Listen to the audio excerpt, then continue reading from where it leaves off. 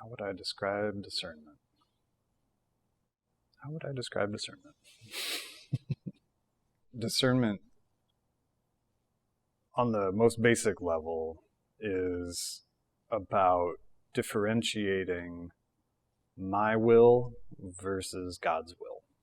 We try to do that within ourselves and also in our community.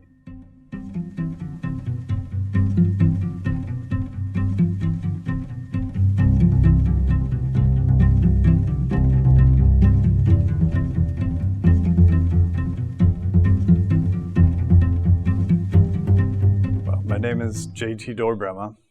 I use he, him pronouns. I live in State College, Pennsylvania, and I attend Upper Susquehanna Quarterly meeting and Three Rivers meeting online. The reason Quakers talk about discernment so much is because we don't have the clergy or the creed or the book that we can refer to and say, is this God's will or not? So we have to figure it out for ourselves. And I think that it's actually a really powerful practice if it's done right, because we can find ourselves sometimes suddenly or surprisingly in unity about what is the right path forward. And it feels really good when that happens. The process, I guess, varies depending on what the community wants or is used to or is willing to try.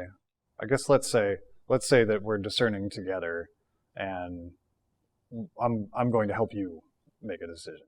We sit in silence for a while, you get some information out of that, and then share it with me, right? To say, here's the choice I'm trying to make, here's what led up to it, here's how I feel about some of it or some concerns that I have, here's some things that I might want to happen or ways that I want to feel when I'm done.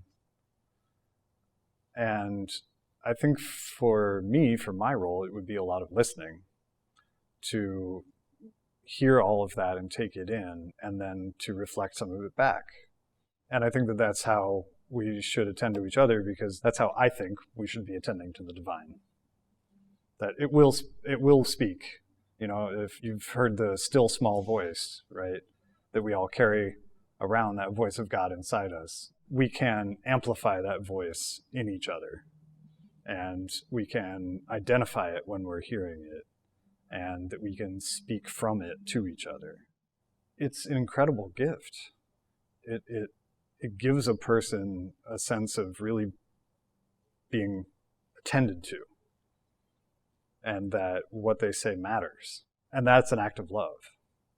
That giving of oneself in terms of time and attention is saying, I care about what you have to say, and I'm going to put my whole being into hearing what that is. These days in our country, people talk about how we're so divided, and I really believe that it's that no one feels truly heard. There's suffering on all sides. And that doesn't justify any of the noxious behaviors that result from that. But I believe that those behaviors are the result of unmet needs. And one of those needs is to be valued, to be heard and respected.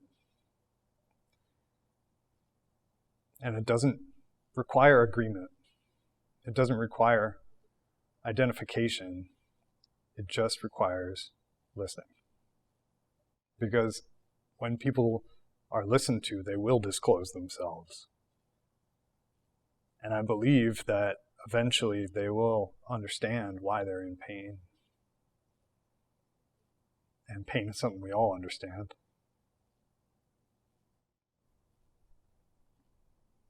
If we could give that gift to each other, I really believe that we'd be better off.